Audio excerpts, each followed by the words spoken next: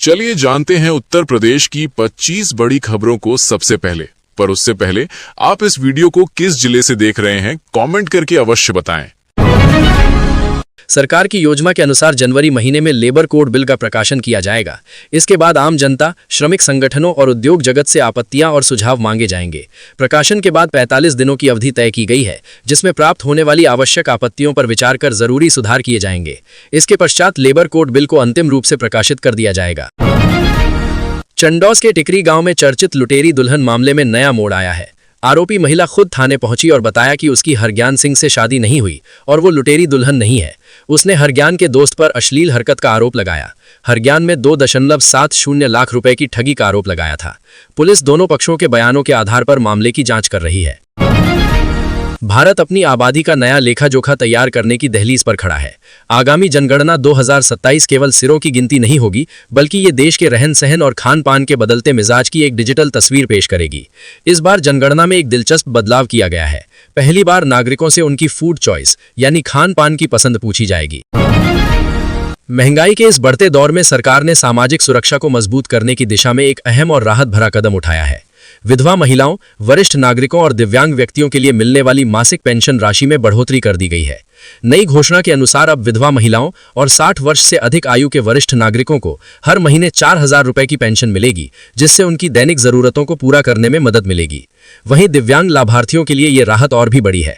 उन्हें अब उनकी श्रेणी के अनुसार 6000 रुपए से लेकर 10,000 रुपए प्रति माह तक की पेंशन प्रदान की जाएगी। ये बढ़ोतरी ऐसे समय में की गई है जब दवाइयों, राशन और स्वास्थ्य सेवाओं की लागत लगातार बढ़ रही है। सरकार का ये फैसला इन जरूरतमंद वर्गों को आर्थिक संबल और सम्मानजनक जीवन देने की दिशा में एक मजबूत कदम माना जा रहा है। इस फैसले से लाखों परिवारों को सीधी राहत मिलेगी और उनकी जिंदगी में थोड़ी आर्थिक स्थिरता और सुकून आएगा। अयोध्या में राम मंदिर के एग्जिट गेट पर नमाज पढ़े जाने के कथित मामले को लेकर विवाद तेज हो गया है। इस घटना पर हनुमानगढ़ी के महंत राजू दास ने कड़ा बयान दिया है। उन्होंने इस घटना को दुखद और निंदनीय बताते हुए प्रशासन से सख्त कदम उठाने की मांग की है। महंत राजू दास का कहना है कि राम जन्मभूमि परिसर में कुछ मुसलमानों द्वारा नमाज पढ़े जाने की जानकारी सामने आई है।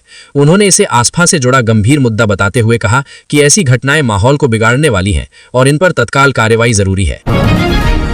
उत्तर प्रदेश के मुरादाबाद में एक भाजपा पार्षद ने नगर निगम में 400 करोड़ के भ्रष्टाचार का आरोप लगाते हुए वीडियो वायरल कर दिया और भाजपा मेयर विनोद अग्रवाल पर भी गंभीर आरोप लगा दिए। जिसके बाद भाजपा मेयर विनोद अग्रवाल मीडिया के सामने आए और प्रेस कॉन्फ्रेंस कर भ्रष्टाचार के आरोपों को नकारते हुए वीडियो वायरल करने वाले भाजपा पार्षद के वार्ड में हुए करोड़ों रुपए के कामों का उन्होंने खुलासा कर दिया। अब नगर निगम में भ्रष्टाचार को लेकर भाजपा नेताओं के बीच चल रही ये जुबानी लड़ाई चर्चा में है। कांग्रेस सांसद प्रियंका गांधी के जन्मदिन 12 जनवरी को पार्टी उत्तर प्रदेश में बड़ा प्रदेशव्यापी कार्यक्रम करने जा रही है। इसमें पूरे यूपी के मंडल मुख्यालयों पर एक साथ प्रेस वार्ताओं का आयोजन होगा।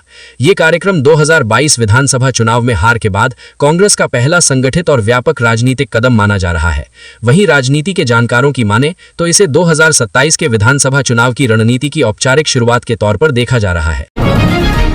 चुनाव आयोग के निर्देश पर मंगलवार को राज्य निर्वाचन आयोग ने मंगलवार को विशेष गहन पुनरीक्षण SIR ड्राफ्ट लिस्ट जारी कर दी है। इसके जारी होते ही बड़ी संख्या में मतदाताओं के नाम कटने से खलबली मची है। अगर आप भी अपना नाम ड्राफ्ट लिस्ट में चेक करना चाहते हैं तो ऑनलाइन सुविधा का लाभ उठाकर चेक कर लें, और अगर आपका नाम लिस्ट में नहीं है तो ऑनलाइन व ऑफलाइन दोनों तरीकों से अपनी आपत्ति दर्ज करवा सकते हैं। आगरा के नरीपुरा में शनिवार देर रात भीषण आग लग गई, जिससे 4 दुकानें और 2 कारें जलकर खाक हो गईं। आग की लपटें पास के एक सगाई वाले घर तक पहुंच गईं, जिससे हड़कंप मच गया। दमकल कर्मियों ने लगभग 2.5 घंटे की मशक्कत के बाद आग पर काबू पा लिया, जिससे एक बड़ा हादसा टल गया और सगाई वाला घर सुरक्षित बच गया। IITN अमित सिंह ने प्रधानमंत्री के आह्वान पर वाराणसी में पहला FPO स्थापित किया। उन्होंने किसानों को तकनीकी सहायता प्रदान की और उनके उत्पादों को उचित मूल्य दिलाया। मिलेट्स, मशरूम और दूध उत्पादों को काशी सृजन ब्रांड के तहत देश विदेश में पहुंचाया जा रहा है। उनके प्रयासों से किसानों की आय दोगुनी हुई है और FPO का टर्नओवर 5 करोड़ तक पहुंच गया है, जो कृषि उद्यमिता का एक सफल मॉडल है। प्रदेश के 3049 अशासकीय सहायता प्राप्त जूनियर हाई स्कूलों में कार्यरत 1700 से अधिक लिपिकों के लिए अच्छी खबर है। उनका ग्रेड वेतन 1900 से बढ़ाकर 2000 करने के लिए शिक्षा निदेशालय की ओर से शासन को प्रस्ताव भेजा गया है। इसकी मंजूरी मिलने के बाद प्रत्येक लिपिक को प्रतिमाह औसतन 3000 रुपए का लाभ होगा। लखनऊ में पॉलिटेक्निक से इंदिरा नहर तक 6 लेन की एलिवेटेड रोड का निर्माण फरवरी से शुरू होगा, जो 1295 करोड़ रुपए की लागत से बनने वाली है, जिसका डिजाइन अंतिम रूप ले चुका है। निर्माण कार्य सेतु निगम द्वारा कराया जाएगा।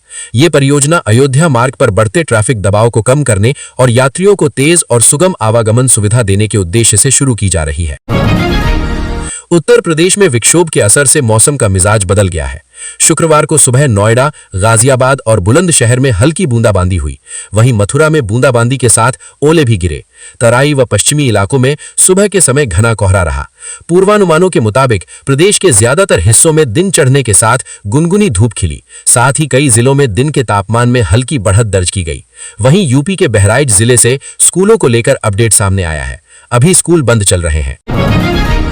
समाजवादी पार्टी के राष्ट्रीय अध्यक्ष अखिलेश यादव ने लखनऊ में आयोजित प्रेस वार्ता में एसआईआर प्रक्रिया और मतदाता सूची को लेकर गंभीर सवाल खड़े किए। उन्होंने कहा कि हाल में एसआईआर की एक्सरसाइज कराई गई थी, जिसमें बड़ी संख्या में अधिकारियों को लगाया गया था, लेकिन किसी भी राजनीतिक दल ने इसका विरोध नहीं किया।